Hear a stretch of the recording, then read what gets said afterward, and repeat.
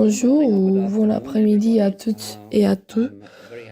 Je suis très heureux de tenir un nouveau webinaire aujourd'hui et nous les faisons en compagnie d'un très bon ami à moi, le professeur Serge Petersek. Je pense que nous nous connaissons depuis plus de 10 ans. Je me souviens encore que lorsque je vous ai connu, vous étiez dans votre bureau devant un ordinateur. Nous avons notre discussion sur les nouveaux produits, sur les essais cliniques. Je pense que vous êtes l'un des rares chercheurs à avoir été impliqué dans presque tous les nouveaux produits que nous avons aujourd'hui comme traitement. Je pense que vous avez même été impliqué dans la découverte des actus et, comme vous savez, tous les nouveaux produits que nous avons, ruxolitinib, pacritinib, etc. Vous avez été très fortement impliqué dans tout. Je vous ai toujours appelé, vous étiez les centres des essais cliniques. Donc, comme vous savez, et tous ceux qui avaient des questions sur les essais cliniques, ils venaient tous vous voir. Et vous étiez juste informés de tout. C'était donc pour des gens comme nous, en tant qu'organisation des patients, c'était toujours fantastique de vous parler parce que en une heure d'entretien, nous obtenions toutes les informations sur ce qui s'est passé sur le marché. Et c'était vraiment quelque chose de très fantastique. Alors, Serge, très bienvenue. Je sais, quand vous avez arrêté de travailler à l'université, certaines personnes ont dit que vous aviez pris votre retraite. Et j'ai toujours dit, viens, je connais Serge, je ne pense pas qu'il prendra sa retraite. Et il s'avère plus tard que, vous avez rejoint Cardos et je voulais juste féliciter Cardos, vous savez, d'avoir une personne comme Serge dans son organisation. Ce qui ne veut pas dire que les autres le sont moins. Je ne veux mettre personne en colère. Mais vous avez une connaissance énorme de notre monde bien. Alors, Serge, bienvenue. La dernière chose que je n'ai pas dite, mais vous êtes le directeur médical des CMO de Cardos. Et maintenant, je vous laisse la parole. Nous avons donc convenu que d'abord, vous allez partager l'écran et vous ferez vos présentations. Et vous savez, ensuite, nous verrons quelques questions. Sinon, j'ai quelques questions préparées pour vous. Merci beaucoup d'être venu. Peter, merci beaucoup pour une introduction aussi merveilleuse. Vous êtes si gentil. J'ai chéri notre amitié de longue date. Cela va continuer, peu importe où je suis. La vie est imprévisible. J'ai eu, comme vous l'avez dit, un temps fantastique au Anderson Cancer Center à Houston. Et j'ai effectivement participé, comme vous l'avez dit, dans un certain nombre d'efforts pour développer des nouveaux médicaments. Ruxolitinib, melotinib, pacritinib, repères interférons et d'autres. Mais j'en suis décidé, en fait, j'ai officiellement pris ma retraite et rejoint Cardos parce que, comme vous l'entendrez d'une manière simplifiée, je voulais participer au développement du médicament qui a le potentiel d'être combiné avec des inhibiteurs médicamenteux pour améliorer les résultats des patients atteints de myélofibrose. Alors, pour être du côté business, les bons côtés, certains disent que c'est l'inverse, mais je m'amuse toujours. Et qui sait ce qui va se passer? Personne ne sait, mais l'important est que nous maintenons notre amitié. Vous avez raison. Ceci n'est que l'introduction, mais vous pouvez voir les sujets dont on va parler. Je vais parler de ce qui est en haut à gauche. L'étude s'appelle Poiesis et c'est l'étude chez les patients atteints de myélofibrose avec un dessin d'études complètement nouveau pour optimiser les soins des patients atteints de myélofibrose. C'est la principale raison pour laquelle j'ai changé de direction dans le développement des médicaments d'un point de vue académique quand j'étais à l'université, comme vous l'avez décrit, à une petite entreprise privée, Carter. Et pour moi, avec la meilleure équipe et les meilleurs dessins d'essai, un nouveau dessin d'essai et les meilleurs médicaments qui peuvent aider nos patients atteints de myélofibrose à ce stade, comme vous les verrez.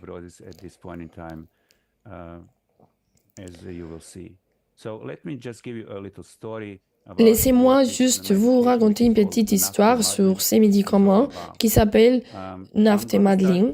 Je vais commencer l'histoire en regardant ce dessin animé particulier qui représente à droite l'ADN. C'est violet et rougeâtre et en ADN, et les jaunes et la protéine, qui s'appelle P53. Le titre de la diapositive vous dit que c'est qu'est réellement la P53, les gardiens du génome. Beaucoup l'associeront à gardien de la galaxie.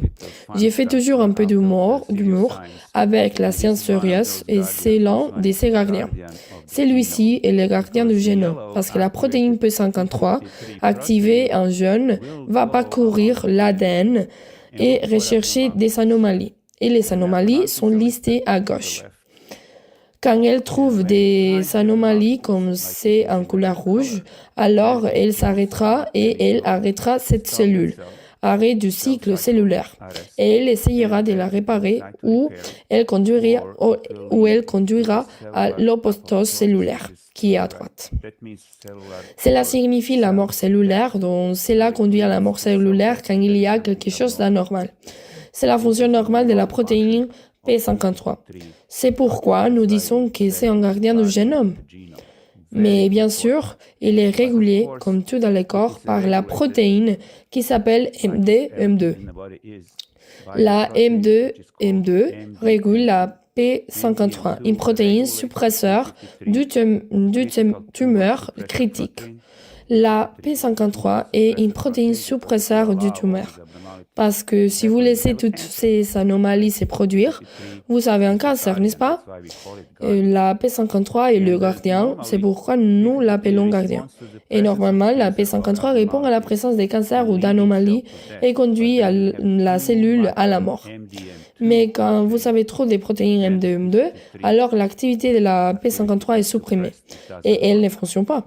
Alors, laissez-moi résumer cela dans cette diapositive. Donc, la P53, la couleur jaune, que j'ai montré auparavant, est la protéine, qui est une protéine suppresseur du tumeur. Elle contrôle dans notre corps ce qui se passe et contrôle les cancers. Et puis la MD-M2, la tache orange, est la protéine qui inhibe la P53. Elle est connue très bien dans la myélofibrose comme dans de nombreux autres cancers, mais nous parlons de myélofibrose aujourd'hui, que les niveaux MD-M2 sont très élevés. Et cela empêche la P53 de remplir sa fonction habituelle, n'est-ce pas? Et c'est pourquoi la myélofibrose se produit, parmi de nombreuses autres raisons. Mais c'est l'une des principales raisons, dont navtemadlin, un médicament que Carter développe, est montré en bleu.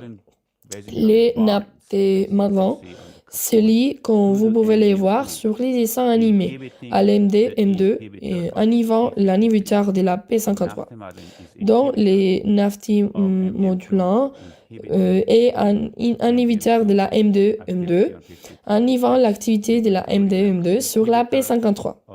C'est simple à retenir, inhibiteur dans l'inhibiteur de la P53.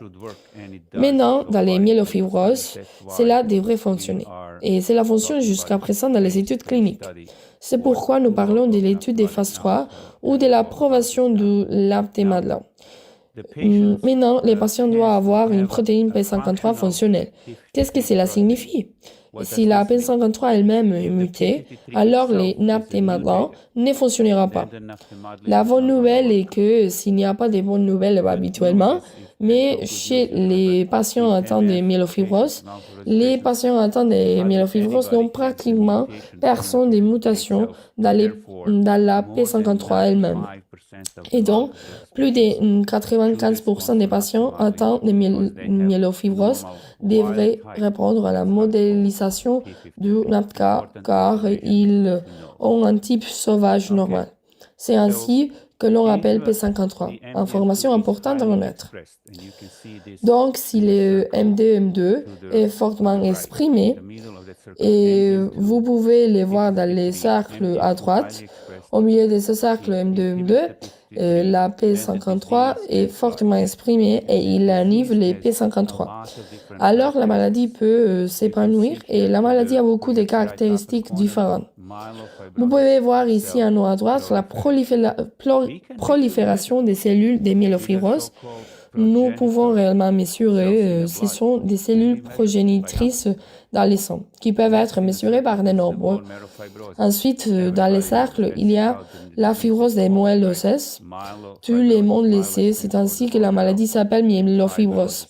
Myélo signifie moelle osseuse et fibrose c'est myélofibrose. Ce que fait la myélofibrose, c'est qu'elle diminue la fonction des cellules normales qui sont encore là. Donc, anémie, cela arrive et ensuite la réaction des moelles osseuses défiant et l'élargissement de la rate. N'est-ce pas?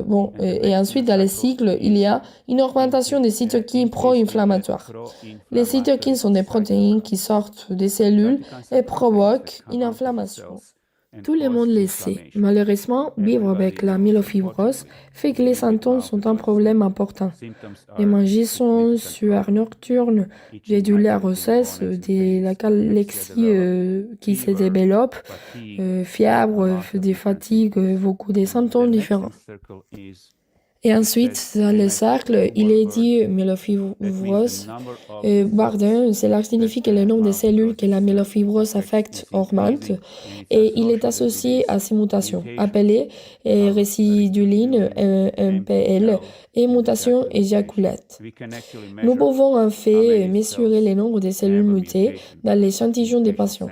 Donc tout cela est lié et si vous inhibez les MD2, tout cela diminuerait parce que vous permettez au P53 de fonctionner. Et nous savons que c'est réellement le cas à partir des échantillons des patients que nous avons obtenus lors des études précédentes avec des inhibiteurs de NAFTA, modeling du MD2. Maintenant, pourquoi sommes-nous dans cette étude? Revenons à l'étude clinique en combinant les NAFTA avec l'inhibiteur de JAK, ruxolitinib. La plupart des patients atteints de myélofibrose qui sont traités avec ruxolitinib ou d'autres inhibiteurs de JAK approuvés en bénéficiant, mais les bénéfices de ces inhibiteurs de JAK est à un certain degré. Cela ne fonctionne pas pour toujours. Et j'en parle depuis les débuts du développement de ruxolitinib. Du côté académique, comme vous l'avez mentionné, Peter, les ruxolitinib, et cela fonctionne, mais pas très longtemps. Et chez beaucoup, cela n'améliorait pas de manière optimale la rate et les symptômes, de sorte que de nombreux patients ont une réponse sous-optimale. C'est dont nous parlons aujourd'hui. Donc, l'activité clinique de la modélisation NAFTA jusqu'à présent dans les études cliniques a montré que même celle ou en combinaison avec ruxolitinib peut réduire significativement la rate pour améliorer significativement les symptômes. C'est deux caractéristiques dont nous parlons toujours. Et en plus, en raison de son fonctionnement biologique que j'ai expliqué, il peut réellement démontrer une activité modifiant la maladie.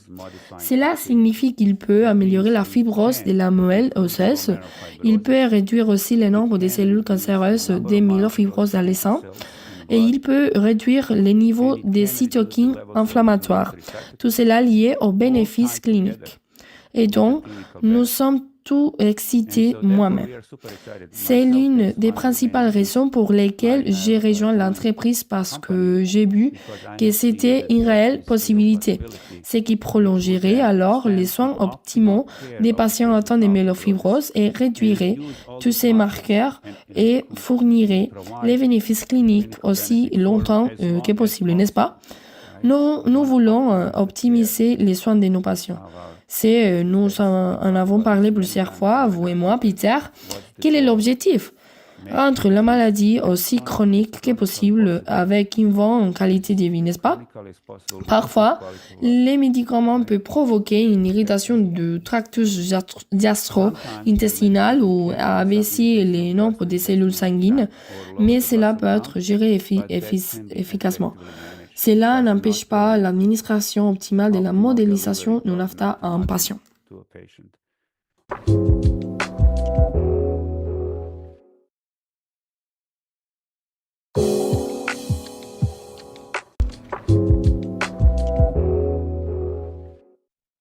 Et je peux arrêter de partager mon écran. Merci beaucoup.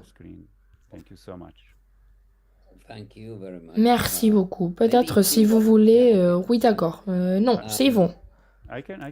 Je peux la remettre si vous voulez. Juste les adresser que vous saviez pour que les gens aient les temps de... Vous savez, tout le monde peut faire une avant ici, celle-ci... oui, celle-ci... c'est bien. Laissez-la un peu de temps pour que les gens puissent la copier ou la noter comme ils veulent. Eh bien, merci beaucoup, Serge. Absolument fantastique. Vous savez ce que j'aime avec vous quand nous parlons de ces choses, c'est que vous ressentez vraiment les choses.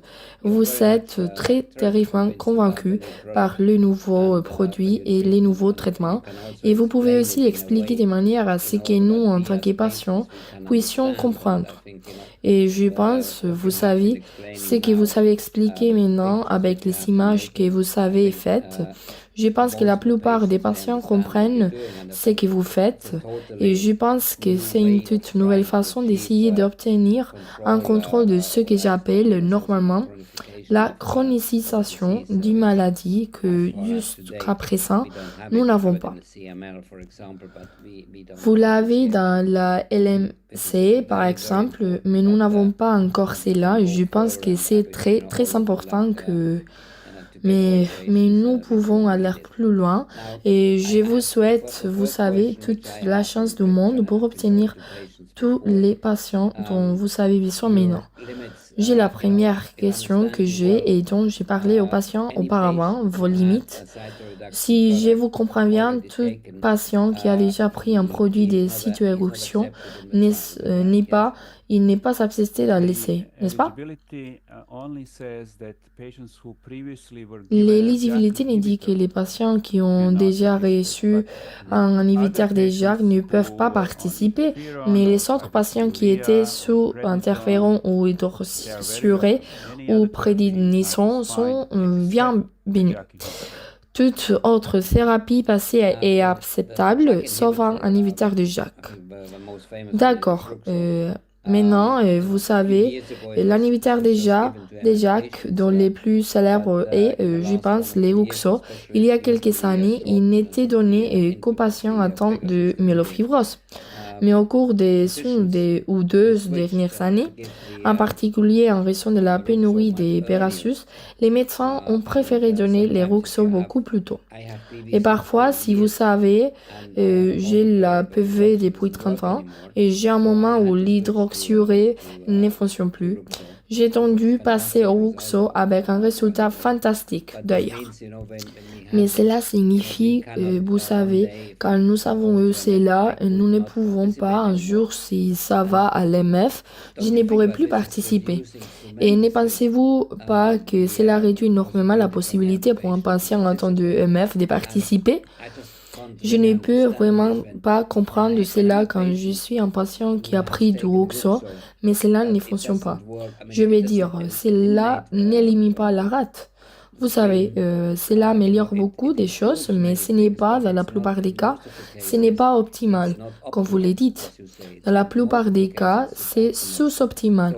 Alors, pourquoi ne pouvez-vous pas prendre des patients qui ont déjà une réaction sous-optimale au Ruxo?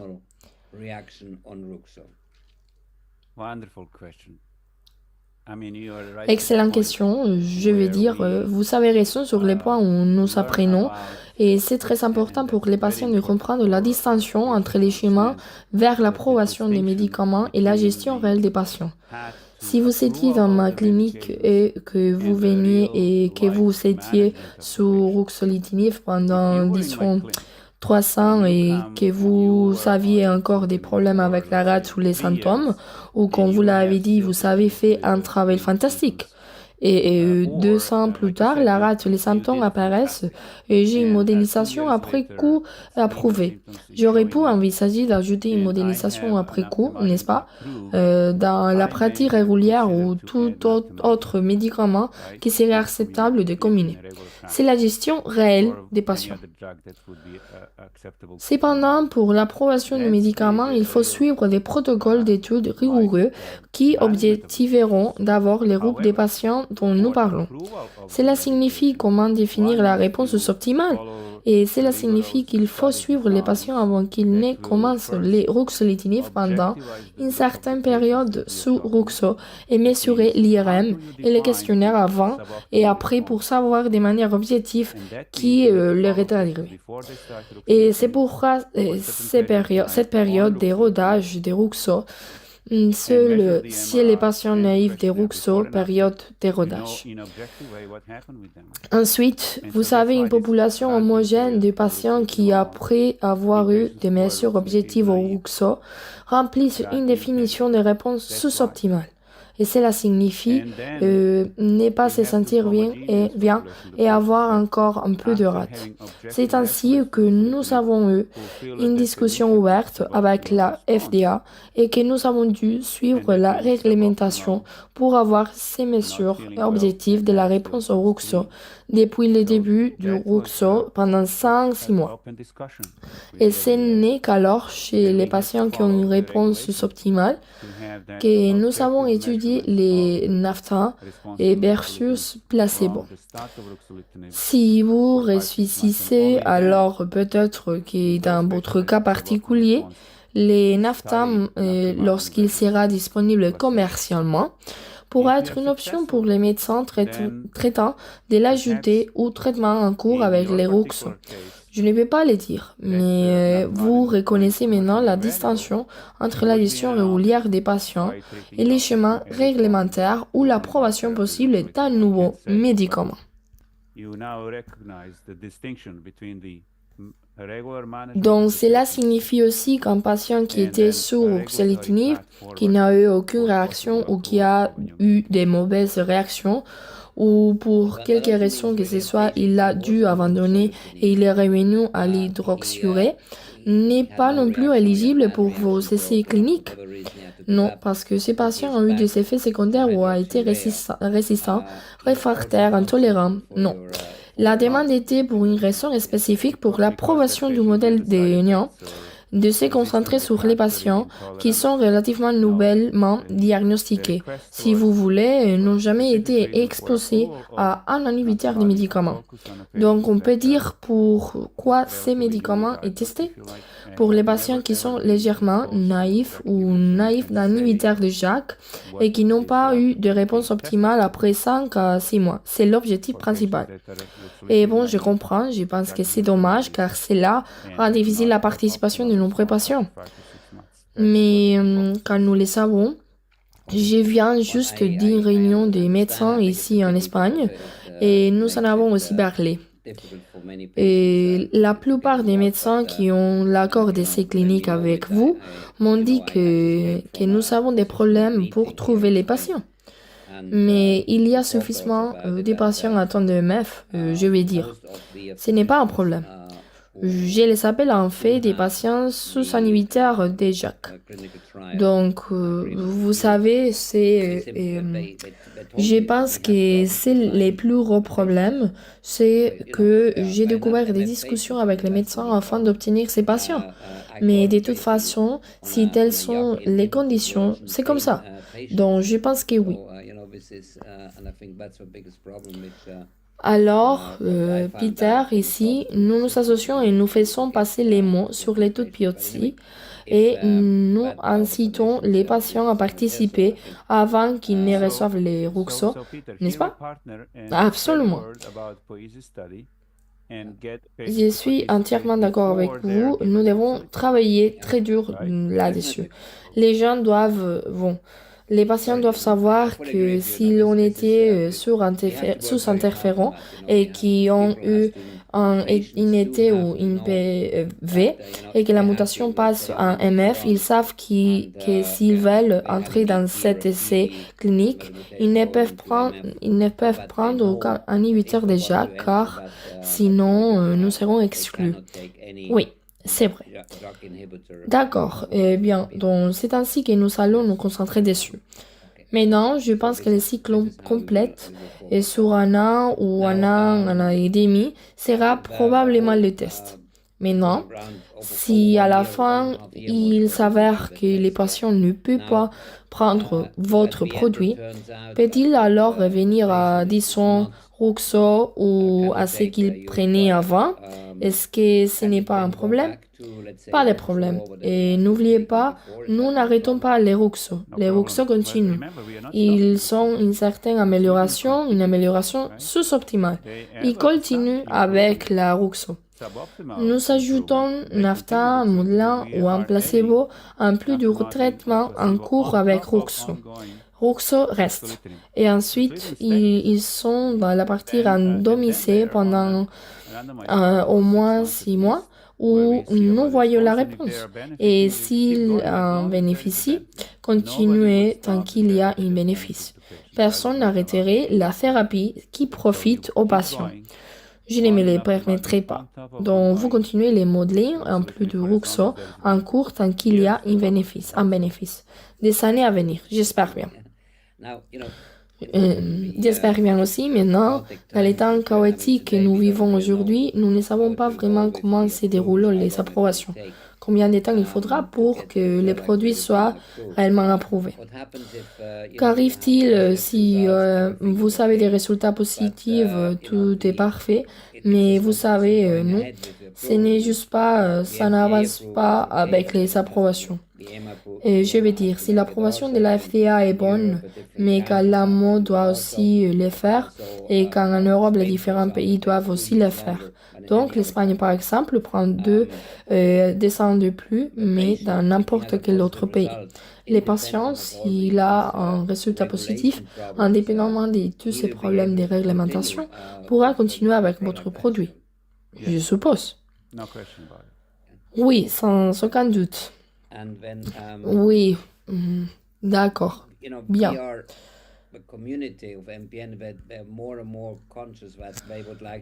Oui, et puis nous sommes la communauté des MPN qui sont de plus en plus conscients qu'elles aimeraient avoir des améliorations des symptômes et aussi des effets secondaires. Je sais que vous aussi travaillez, je sais que c'est une partie de votre travail que vous essayez de nous aider. Pourriez-vous nous en dire un peu plus sur ce que vous savez jusqu'à présent sur les principaux aspects comme la fatigue, sur l'effet de ne pas pouvoir dormir la nuit ou d'avoir des sueurs nocturnes, des douleurs osseuses, etc. Avez-vous déjà des résultats indiquant que cela améliore ces symptômes? Et pourriez-vous m'en dire un peu plus sur les effets secondaires? Absolument. Nous n'avons pas lancé cette étude sans raison, bien sûr. Il y a eu une étude pilote, c'est comme ça que je l'appelle, où nous avons testé ce qui se passerait si nous ajoutions la modélisation du NAFTA en plus de Ruxo en cours chez 28 patients. Et cette étude pilote nous a dit que les médicaments peuvent, encore une fois, en plus du Ruxo en cours, nous n'arrêtons pas les Ruxo. En l'ajoutant en plus du Ruxo en cours, il peut améliorer significativement la taille de la rate et améliorer aussi les symptômes de tout type. Sueur nocturne, des fièvres légères, les douleurs osseuses, la sensation de plénitude à la ventre, les douleurs sur la côte gauche et la fatigue aussi. Et vous vous souviendrez, nous avons eu de nombreuses discussions sur l'évaluation de la qualité de vie chez les patients atteints de myofibrose et nous utilisons les questionnaires les plus avancés, qui est la version 4 du formulaire d'évaluation des symptômes de la myofibrose, qui contient 7 paramètres, y compris la fatigue et tous les autres que j'ai mentionnés. Et avec cet outil qui est accepté pour l'approbation réglementaire d'ailleurs, nous améliorons significativement le nombre de patients ayant au moins 50% d'amélioration des symptômes avec la modélisation du NAFTA, lorsqu'il est ajouté en plus du Ruxo en cours. Cette combinaison d'amélioration des symptômes et de la rate, en termes de chiffres, a été la meilleure. Une autre raison pour laquelle j'ai changé de travail, dans n'importe quelle combinaison jusqu'à présent. Et le plaisir d'avoir une thérapie aussi efficace nous rend super enthousiastes à l'idée de l'approuver à l'FDA et aux organismes de réglementation européens.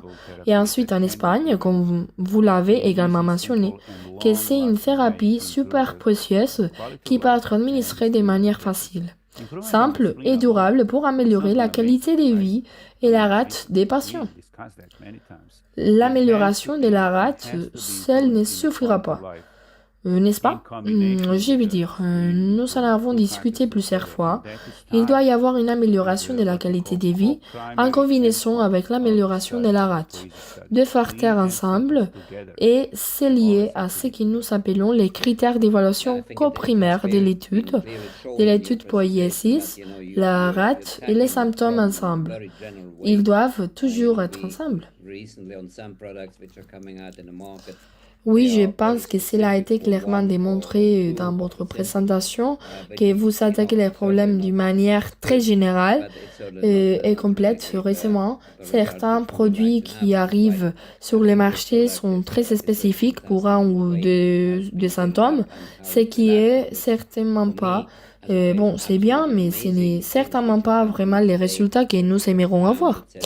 C'est pourquoi je pense que votre produit est très fantastique dans la manière dont il est construit et comment il agira. Et pour moi, en tant que patient, absolument incroyable avec les choses que vous pouvez faire aujourd'hui, ce que vous pouvez compter, etc. Donc, c'est vraiment un nouveau monde et c'est très bien. Il y a plusieurs questions de mes patients ici. Malheureusement, plusieurs d'entre elles sont des questions de deuxième avis. C'est que vous savez, nous ne donnons aucun type de webinaire ici, des réponses, mais une personne demande qu'attendez-vous, combien de temps cela prendra-t-il avant que les produits soient sur les marchés? C'est qui est, je pense, difficile probablement à répondre, mais c'est une question très logique pour les patients. Oui, maintenant, ça prendra probablement environ 2 ou 3 ans. Parce que, regardez, nous avons besoin de plusieurs centaines de patients pour rejoindre l'étude et ensuite ils doivent être suivis pendant un an. Et vous pouvez les voir d'abord 5-6 mois sur Ruxo, puis les 6 mois sur ma partie et cela prend du temps. Donc c'est un an à peu près. Et nous devons recruter plusieurs centaines de patients, donc je dirais probablement 3 mois. Et bien, toutes les bonnes choses prennent du temps, mais je suis convaincue que vous avez une équipe fantastique, donc je suis sûre que cela ira aussi vite que possible. Nous le faisons. L'autre question était les patients en cours de progression de la PV vers l'MF, s'ils peuvent être inclus dans l'étude. Je connais la réponse, mais vous pouvez peut-être répondre.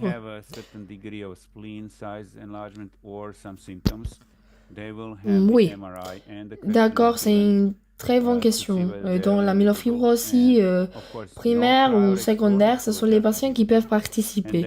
Secondaire signifie exactement ce que vous avez dit, après une IT ou après une PV. Ces patients sont très bienvenus. Ils doivent avoir un certain degré d'élargissement de la rate ou certains symptômes. Ils passeront en IRM et un questionnaire pour voir s'ils sont éligibles. Et bien sûr, aucune exposition antérieure à un inhibiteur de JAK et ils peuvent participer. Oui, ce sont les patients que nous recherchons. Parfait. Alors, nous espérons que nous pourrions arriver à temps. Eh bien, je pense que ce sont les principales questions des patients ou les questions que j'avais de mon côté. C'est juste quand j'entends ces choses que vous expliquez, je pense qu'il est si important que les patients sachent comment vous vous battez. Vous savez, je veux dire, ces produits, je pense que la société elle-même, il travaille depuis de nombreuses années déjà. Et comme vous l'avez dit, maintenant, il faudra encore 2 ou 3 ans avant qu'il n'arrive sur le marché. C'est donc un effort énorme. Et si vous voyez des gens comme vous vivez vraiment avec ça et essayez de la mettre en place afin que les patients aient un nouveau traitement disponible. Mais nous avons besoin de la collaboration des patients car nous avons besoin des personnes pour participer aux essais cliniques. Et je pense que c'est quelque chose qui est partout dans le monde. Nous ne pouvons pas cesser de répéter à quel point il est important que les patients participent aux essais cliniques. L'engagement des patients est la clé. Dans l'industrie, comme nous l'appelons, peut avoir des médicaments viables et en développement et avoir des idées, et même collaborer avec les médecins pour la conduite des études, mais les participants clés, c'est les patients. Et donc, l'éducation des patients, la volonté des patients et après tout leur désir, je dirais que qui est aussi un facteur, à mon avis, pour renforcer leurs chances d'optimiser leurs soins grâce à une étude clinique, sont extrêmement précieux. Nous ne pouvons pas poursuivre les développements d'un médicament sans les trois éléments clés, l'industrie, les médecins et les patients. Chacun a son rôle, un rôle clé, et sans l'un d'eux, rien ne se passera. Et j'ai donc décrit jusqu'à présent comment Cartus est en tant que composant industriel ici, et le nombre de sites cliniques sont prêts pour le développement et l'approbation du modèle NAFTA. Et nous cherchons maintenant l'engagement mondial de la communauté des patients grâce à votre aide et d'autres collaborations communautaires que nous avons avec les patients pour nous rejoindre et nous aider à faire avancer ces développements des médicaments au-delà de la ligne d'arrivée d'ici 3 ans afin que tout le monde puisse en bénéficier. C'est donc extrêmement précieux ce que vous dites. Et j'apprécie vraiment l'opportunité de discuter de cela avec vous à nouveau. Comme nous l'avons fait par les passés, à quel point la participation des patients est précieuse. Pouvez-vous me dire quand Carter a vraiment commencé ses projets, combien d'années se sont déjà écoulées? Les savez-vous? L'étude a commencé que l'été dernier. Et oui, l'étude, mais je vais dire 1 et 2, etc. Et probablement environ 5 ans, je dirais probablement 5 ans si ce n'est plus. La société elle-même a environ 7 ans. Mais il a fallu du temps pour d'abord définir la dose, le calendrier et tout ce qui est nécessaire pour un engagement sérieux dans une intégration pour laquelle vous estimez qu'il y a les chances de succès les plus raisonnables et un besoin médical. Parce que, comme je l'ai dit plus tôt, les inhibiteurs de JAK sont super précieux, mais ils ont des limites quant à leur durée d'action ou au degré de leur efficacité. Et j'en parle ouvertement depuis les premiers jours de Ruxo. Et à mon litinif, c'est précieux, mais ça ne fonctionne pas pour toujours. Et ça ne fonctionne pas chez tout le monde au même degré. Et voici l'occasion d'optimiser ces soins en ajoutant un autre médicament avec un mode d'action différent. Tout cela suit donc les conseils logiques de la prise en charge critique des patients au quotidien. Et maintenant, cela transfère cette compréhension dans une certaine mesure au niveau réglementaire en comprenant qu'il faut une conception d'essai différente pour s'attaquer à ces problèmes. Tout le monde n'a pas besoin d'être traité dès les premiers jours de la myélofibrose ou avec des médicaments les premiers jours. Quand on dit vous savez une myélofibrose de la rate, donnons-vous 2 médicaments. Non, un seul médicament peut suffire. Donner 2 médicaments à ceux qui en ont besoin, c'est ce que nous faisons. Je demande à tous les patients et nous ferons le maximum de ce que nous pouvons faire de notre côté dans notre travail avec les patients. Si une entreprise a un projet qui leur prend près de 10 ans, des dépenses d'argent, d'heures de travail et de travail vraiment acharné pour les faire avancer, je pense que nous, en tant que patients, nous avons au moins l'obligation morale de pouvoir nous aidons cette entreprise et nous nous aidons nous-mêmes parce qu'au final, si ces produits passent et est accepté et qu'il est prouvé, je veux dire, vous avez déjà la plupart des preuves, mais vous serez plus des preuves que les produits fonctionnent vraiment comme vous les souhaitez. Je pense que c'est notre obligation morale de vous aider et de participer aux essais cliniques. Je pense que c'est à peu près tout de mon côté et il n'y a pas de nouvelles questions qui arrivent maintenant. Sauf, comme je l'ai dit, des vraies questions de deuxième avis auxquelles nous ne pouvons pas répondre ici. Alors Serge, merci beaucoup. C'était super. J'ai beaucoup appris et c'est génial la façon dont vous les présentez. Je pense que c'était une proposition extrêmement conviviale pour les patients et vous pouvez compter sur toute notre participation pour vous obtenir suffisamment des patients afin d'avoir des résultats finaux dès que possible. Merci beaucoup pour votre temps et nous resterons en contact et nous pourrions faire un deuxième webinaire très bientôt. Merci Peter et à votre équipe, merveilleuse collaboration. J'apprécie vraiment tout ce que vous faites. Cela va continuer une amitié pour la vie au-delà de ce projet, bien sûr comme nous l'avons fait par le passé. Mais concernant ces médicaments et cette thérapie en particulier, c'est très précieux. J'espère que nous allons le faire ensemble, peut-être plus rapidement que 300. J'espère bien. Au plus, d'accord. Alors, merci beaucoup à vous et à Tony et à tout le reste de votre groupe. Nous nous reverrons très bientôt. Merci. Au revoir.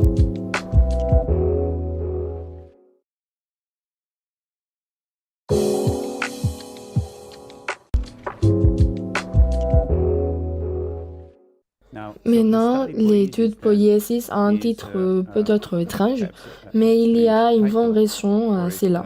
Il s'agit de l'émergence de quelque chose qui n'existait pas auparavant, dans le sens où il y a un nouveau mécanisme d'action.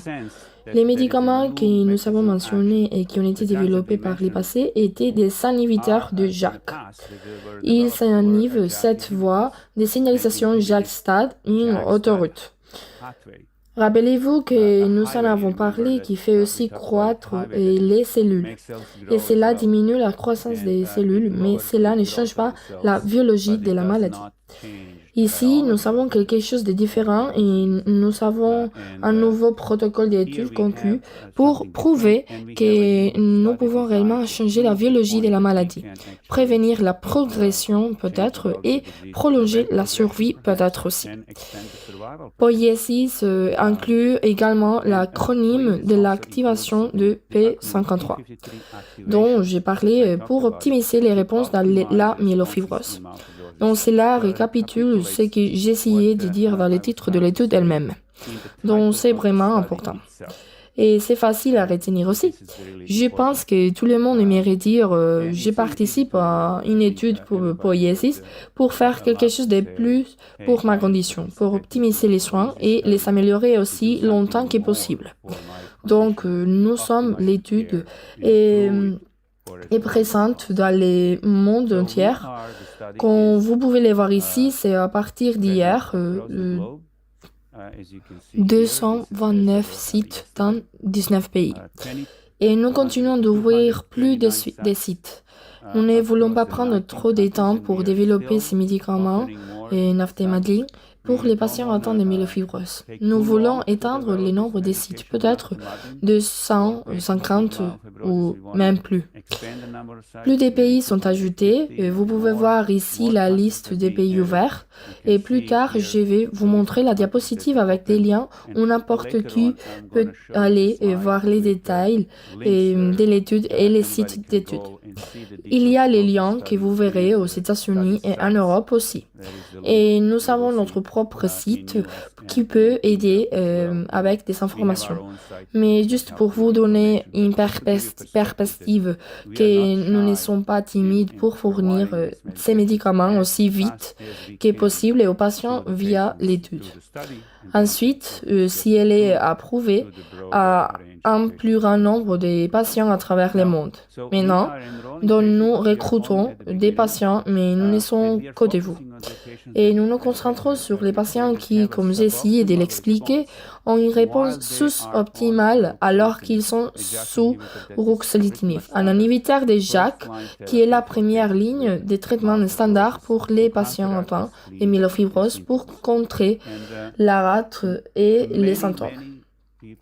Beaucoup de personnes, patients, atteints de myélofibrose s'améliorent avec le ruxolitinib. J'étais les premières à en voir les bénéfices en clinique. Les 3 premières patients sur ruxolitinib ont été dans ma clinique en 2007. Mais chez de nombreux patients, c'est sous-optimal. Toujours la présence de la rate, toujours la présence des symptômes. C'est ce qu'est une réponse sous-optimale. Nous voulons une réponse optimale. Cela signifie bien mieux que cela. Si nous pouvions éliminer la rate et les symptômes, ce serait parfait, n'est-ce pas? Et dans ce contexte, il n'y a pas de thérapie approuvée du tout. Bien sûr, nous examinons une étude randomisée en aveugle. C'est l'exigence où nous allons comparer la modélisation NAFTA et en l'ajoutant en plus de traitements en cours avec les ruxolitinib versus les placebos en plus du ruxolitinib. Et les critères d'éligibilité standards pour la participation s'appliquent. Les patients, comme vous les voyez, âgés de 18 ans, ont un diagnostic complet de myélofibrose primaire ou secondaire, ce qui signifie après ET ou après PV. La clé est de ne pas être déjà sur l'inhibiteur de JAK, tout inhibiteur de JAK, patient naïf d'inhibiteur de JAK, n'est-ce pas? Et il y a d'autres caractéristiques comme une fonction hépatique normale, une fonction rénale normale, les choses habituelles pour la participation à une étude clinique. Alors, laissez-moi vous parler de la conception, car c'est totalement différent de toute étude conclue jusqu'à présent. Cela vient peut-être de l'expérience clinique et cela vient aussi de la volonté des organismes de réglementation. Je parle de la FDA aux États-Unis qui réglemente le développement des médicaments pour écouter les cliniciens et les patients et dire peut-être qu'il y a une meilleure façon de prouver les bénéfices des nouvelles thérapies. Et c'est la conséquence de cet effort. Il y a donc 2 parties. Et c'est la première diapositive. Si vous regardez les schémas que vous savez ici à gauche, les recrutements, les patients qui ont besoin d'une thérapie ont une rate et des symptômes. Et je ne suis pas encore sous traitement avec un inhibiteur de JAK. C'est très important, je le répète. Ils doivent faire un IRM et répondre à un questionnaire sur les symptômes. Donc, nous savons quels sont leurs symptômes et la taille de leur rate avant l'inclusion. Ensuite, on leur donne du ruxolitinib. C'est la boîte bleue. On leur donne du ruxolitinib par les médecins locaux de la manière dont les médecins locaux le souhaitent. C'est ce qu'on appelle une période de rodage de 18 à 24 semaines. 5-6 mois. Pourquoi? Parce que nous savons avec les ruxolitinib, comme vous le savez, les patients le savent aussi. J'ai publié que dans les 3 mois, vous obtenez ce que vous obtenez avec les ruxolitinib. Nous savons donc, on va dire d'accord, donnez-les pendant 5 à 6 mois. Assurez-vous que les ruxolitinib a fait ce qu'il devait faire. Vous savez une nouvelle IRM ici au milieu, évaluation. Vous savez une nouvelle IRM. Vous examinez la rate, les symptômes et vous dites qu'il y a une réponse optimale, qu'il y a une réponse sous-optimale. Si les patients ont une réponse optimale, très petite rate, très peu de symptômes restants ou aucun, c'est optimal. Laissez les patients tranquilles, ne les touchez pas. Il n'a besoin de rien. Dieu nous en préserve. Les patients ont une progression. Des patients réfractaires, ils ont besoin de quelque chose d'autre.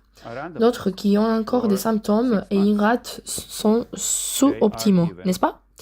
C'est ainsi que nous arrivons à un groupe sous-optimal des patients qui sont la cible de l'investigation d'un nouveau médicament. Nous avons donc un moyen objectif de savoir ce qui s'est passé et nous savons quel est le délai d'évaluation. Ensuite, ces patients qui sont sous-optimaux sont randomisés pendant 6 mois. On leur donne de la naftimodéline ou un placebo en aveugle. Randomisation 2 pour 1. Cela signifie 66% des chances d'obtenir de la naftimodéline et 33% des patients recevront un placebo en plus du traitement en cours avec les ruxolitinib pendant 6 mois. Et comme vous les voyez, fin de l'étude pour ceux qui ont répondu ou qui sont réfractaires.